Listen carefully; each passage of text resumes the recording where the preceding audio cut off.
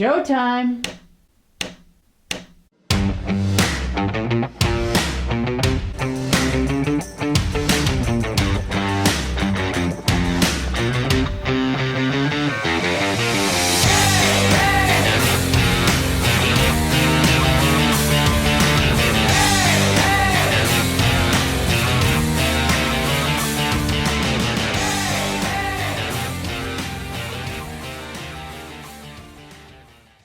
Welcome, everyone, to the Rosie and Bill Show. Our guest this week is on her way to some big things in Nashville. And as impressive as that is, what's even more impressive is the way she goes about doing the things she does. She's one of the most likable people you'll ever meet, and everyone who meets her wants to be her friend. Please welcome to the Rosie and Bill Show a person who proves that nice girls finish first, Jessie Ritter. Jessie, welcome to the show. Thank you so much for having me. That is the best intro I have ever gotten. I hope I can live up to that expectation. Bill's really good at that. Like he hones right in.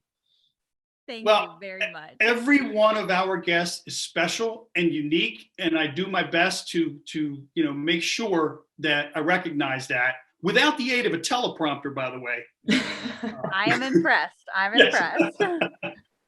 Well, thank you. I appreciate that you appreciate that. So what I wanted to start with, Jessie, was 2018. Yeah. You were the winner of the Nash Next competition. And before I go any further, I want to congratulate myself for saying Nash Next without getting tongue-tied. Very good job. I was getting a little worried about that. Nash Next, it's not as easy as it sounds, but it came out okay. People stumble over it a lot. Like Nashville Next would have been a lot easier to say, but I guess Nash Next is cooler. And we'll also congratulate you, Jessie, on being the winner of Nash. Yes. Thank you. It's one thing to say it, it's another thing to win it.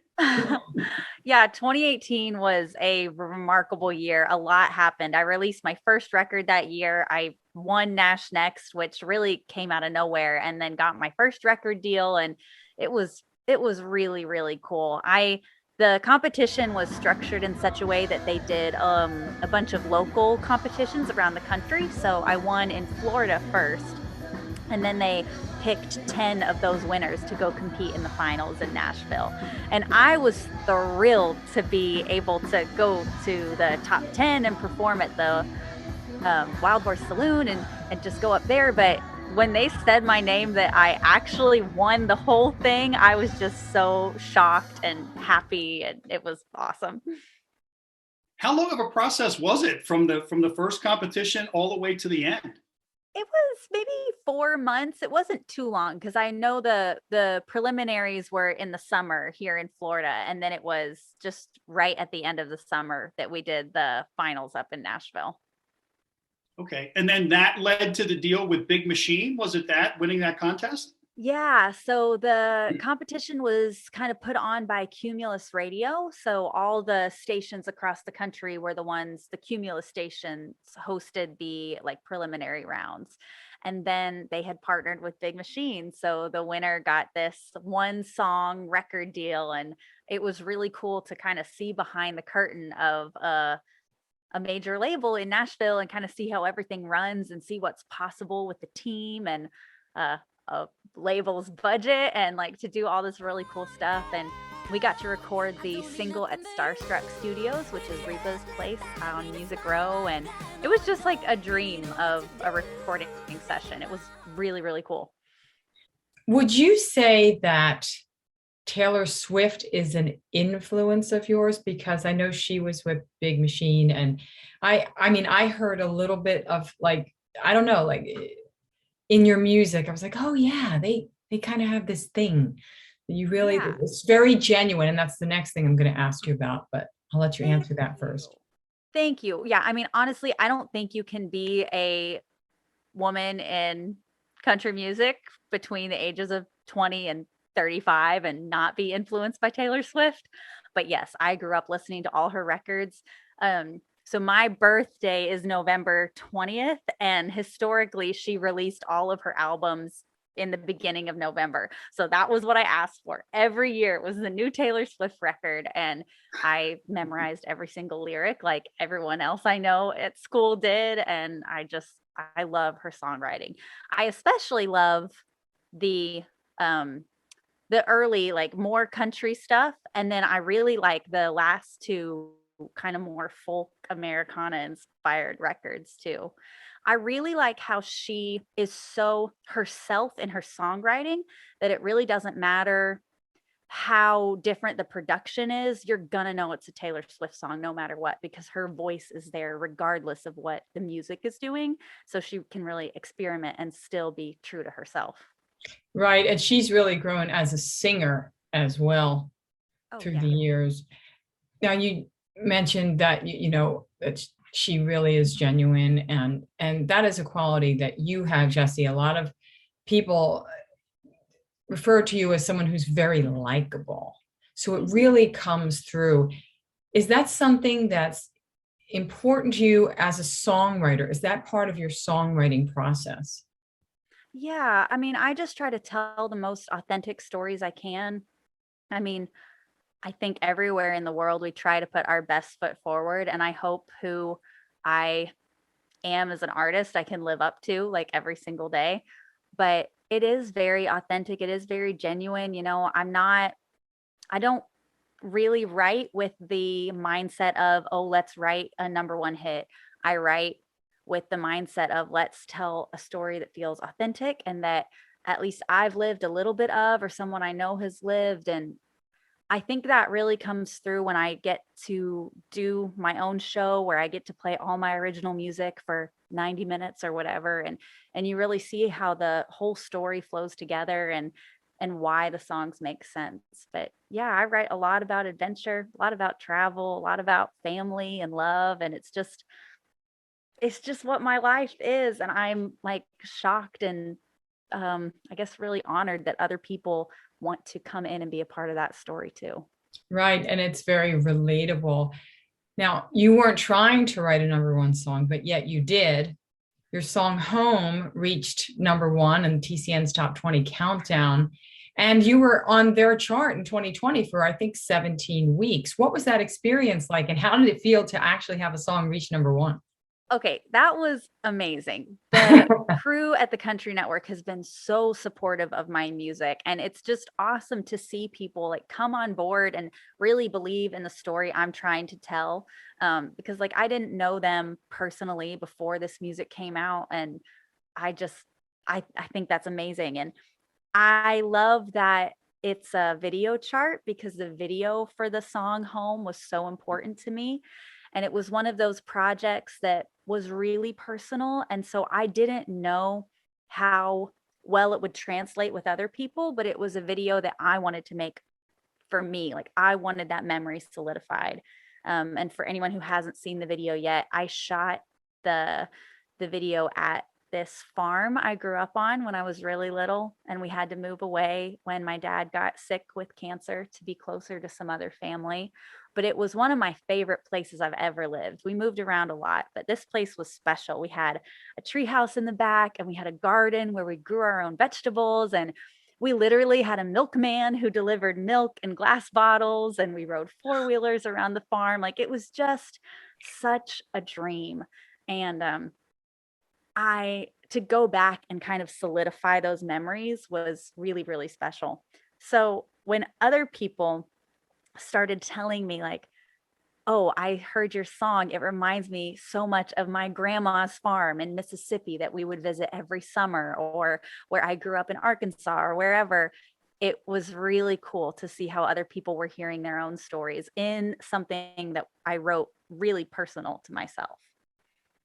Yeah, and I will say that that is one of the best, most powerful, heartwarming videos I've seen in a long, long time. And I love the inclusion of some of those real videos of, I'm assuming, is a very young Jessie from like 1998, because you can see the timestamp Yes.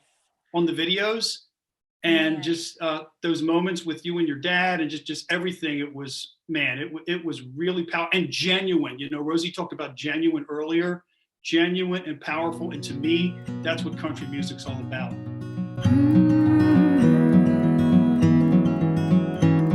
20 years can change a lot. A new place built next door, but that tree house in the back, it still has my name on the wall. And I know I don't belong here anymore. The kitchen's bare, nothing on that hardwood floor.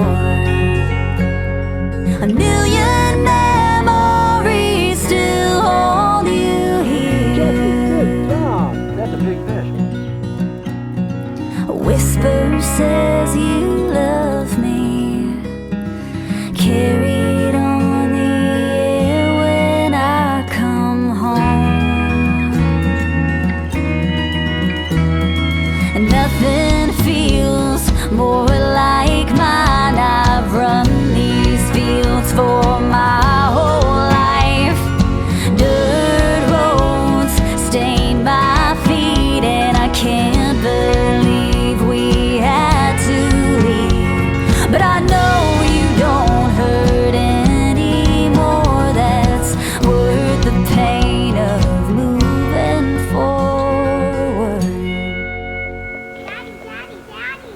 And I know I don't belong here anymore.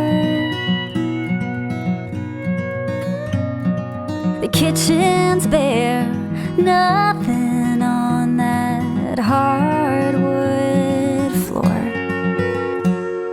A million memories still hold you here. A whisper says you love me, carried on the air when I come home. I love you, Daddy. I love you, Daddy.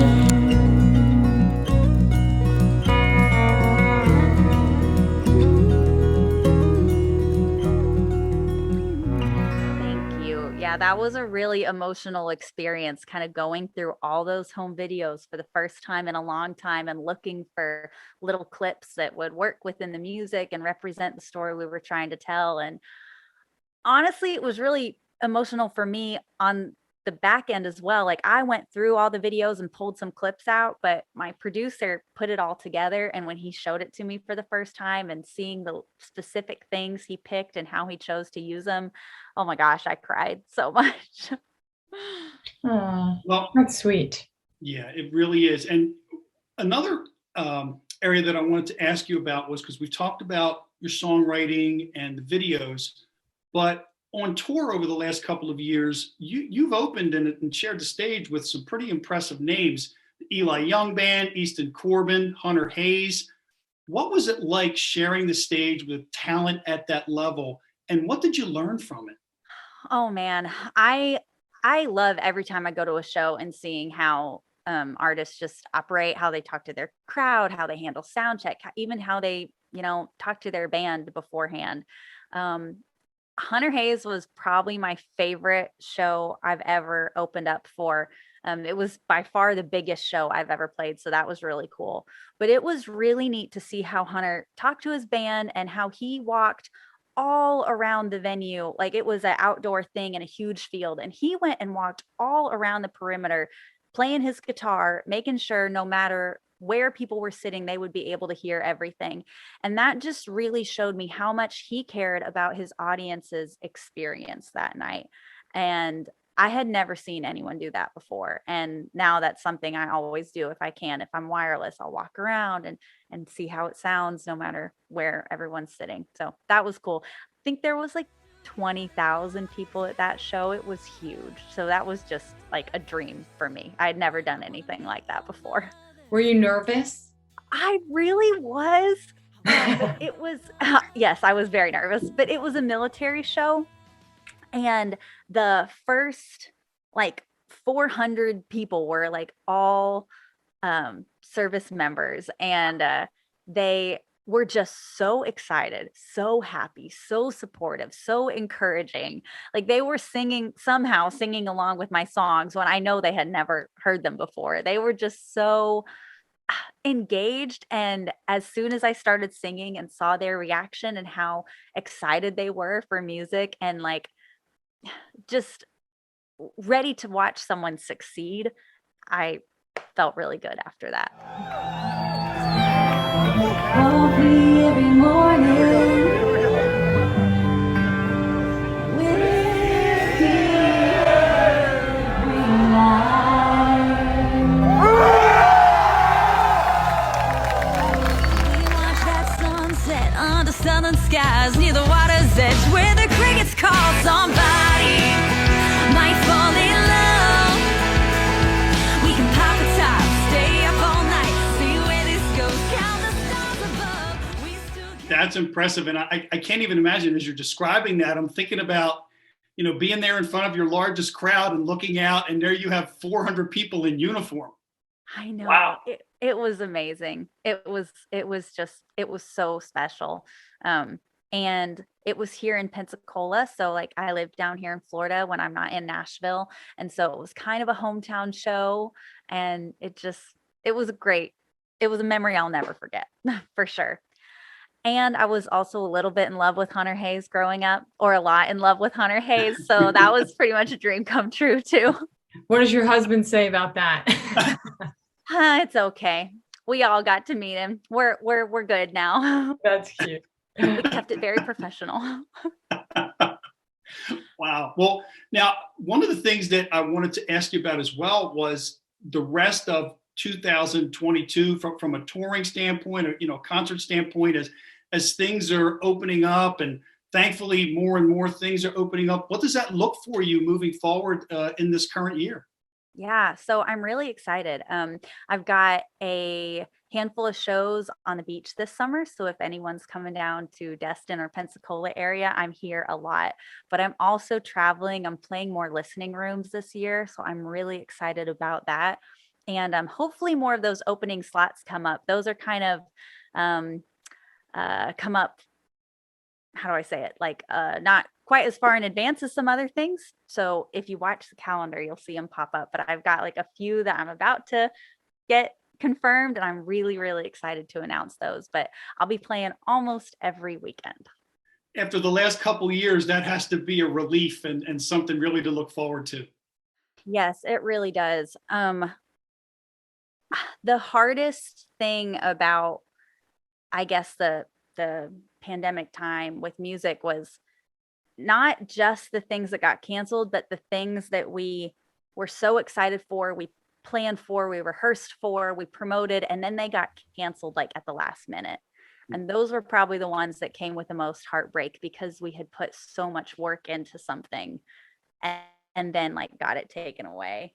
And so I'm hoping that is done. I'm hoping that doesn't happen anymore, because we're so ready to play. And I feel like all the artists the last couple years have been sitting on music for a long time. Like I have a new record coming out this year that I recorded in 2020, and we've just kind of been holding on to it, waiting for the right time, waiting to release the music when I might actually be able to consistently tour and share it with people. And the time was definitely right. Like I can't wait to share this stuff any longer. And so we're so ready to get in front of a crowd and play this music as much as possible. And I think the crowds are going to be ready for you to get in front of them too. Yeah. The energy for the past few shows I've done has just been so good, because people are so ready to be entertained and be in that environment. Like I know we've had live streams and people have released some really good music, but there is nothing like the euphoria of standing on the front row with the lights flashing in your eyes and big speakers, and being able to, see the guitar player take his solo and just be so involved in the music. And yeah, people have missed it a lot. Yeah, there's that live energy you can't replace that. As great as it is to do Zoom shows or things like that, there's something about that interchange between the audience and the artist that is like nothing else, really. Yeah. Yeah. I got to play down in Central Florida last weekend, and I opened for Karen Waldrop and William Michael Morgan. And when William was playing, like, he's just got this great classic country sound, Yeah. and I just couldn't help but dance. I'm like, and then I realized I was down in the front row. I was dancing with all these little girls who'd been at my set too, and we were just having a great time. And I realized that it has literally been years since I've been in an environment like that. It was a big show, big country show out in a field, and everyone was just wearing their boots and dancing and kicking up dust, and it felt so good. And then it kind of dawned on me that it had been years since we'd done anything like that, and I was just so thankful for that moment. I'm sure that felt really good. And Bill and I were talking earlier, and one of the things also that we noticed about you is it seems that family is very important, and that ties into your new single, Grandma's Yeah. Closet. Can you talk to us about that song, and also what was the inspiration of the song and the video? Yeah, so Grandma's Closet is really special. As a songwriter, I feel like a lot of times we're trying to say the same thing in a new way. And when I stumbled across this idea, it was something that I hadn't heard very often. So I was excited about that. But the idea came to me when my husband's grandmother passed away, and we were cleaning out her home. And I had the privilege of going through her closet, and I just came across like the most beautiful like lace gloves that go all the way up to your elbow, and fantastic Christmas sweaters that are knit with beautiful like pink and green and ornaments hanging off, and this tiara that she won when she was a Mardi Gras queen, and just all these memories from her life that were helping me get to know her even better as we were kind of remembering all these moments and these costumes that come along with these very special memories. And so I got the idea for Grandma's Closet that day. And then I was thinking about how when I was little and I'd go over to my grandma's house and we'd, stumble around in her heels and carry her purses all over. And I think most little girls have that experience of going, and whether it's playing in their grandma's makeup or jewelry or clothes, just kind of pretending to be her for a little while. And I just love how the song turned out. I love how we kind of captured the memories that these pieces of wardrobe hold. And so I love my family. I love bringing them into my art whenever I can. And so I knew that we were all going to be home for Christmas this year. And I was like, this is the perfect opportunity. We are making a music video the day after Christmas. And so we actually filmed the music video in my grandma's house. All the actresses are my sister, my cousins, and my cousins' kids. And everyone in the video I'm related to. And I just absolutely love how it turned out. And we just got to play dress up. I got help from the local antique store because unfortunately my grandmother has updated her wardrobe since the 50s. So we went and got some pieces from the antique store, and we just got to play dress up and have a fantastic time. Is that where the leather jacket from 56 came from? Yes. Oh my gosh. I could not believe we found that. So that is a jacket from Southeast Missouri State University, which is the university in Cape Girardeau, Missouri, the town I grew up in.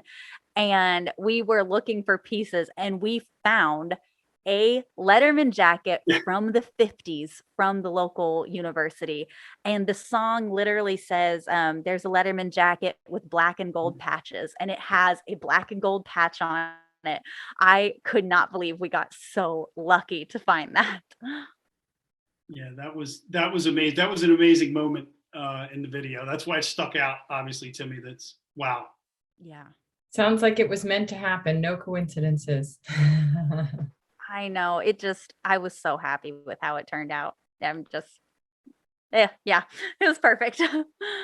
One thing that I was wondering, Jessie, was we talked about the song, we talked about the video, and would you be okay if we closed out this episode with Grandma's Closet? Of course, I would love for everyone to get to see this. Like I said, it's super special. So I hope you enjoy it. No doubt, Jessie, we will enjoy it. And we've really enjoyed having you on the show and getting to know you a little bit better, and your family, and all the artists that you've performed with, through this. So folks, we thank you for tuning in. Jessie, we wish you the best of luck and have fun. Enjoy all these live shows that you have coming up. And we will see you next week. Thank you so much.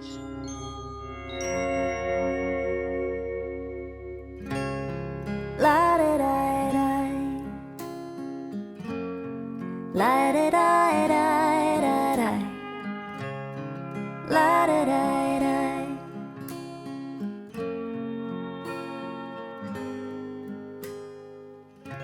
Red heels, 7 years old, a blue velvet coat with a silver brooch.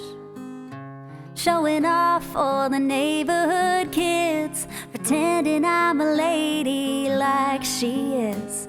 That old cedar room was chock full of treasure. Every time I go in, I come out looking better. In Grandma's closet, I go back in time. Every thread holds a story to unwind. I'm wearing more than lace and fur. It's like slipping on a piece of her. I never look this good if I'd have bought it. Dressing up in Grandma's closet. La da da da. There's a 56 Letterman jacket Grandpa let her wear. Those black and gold patches after the game neath the champagne sky. Talking all night on the 50-yard line. It's still hanging up, worn and cracked leather. That coat saw the first kiss that lasted forever. In Grandma's closet, I go back in time. Every thread holds a story to unwind. And I'm wearing more than lace and fur. It's like slipping on a piece of her. I never look this good if I'd have bought it. Dressing up in Grandma's closet. La da da da. And I can see you dancing in a red satin prom dress. Her eyes light up when she opened that locket. A lifetime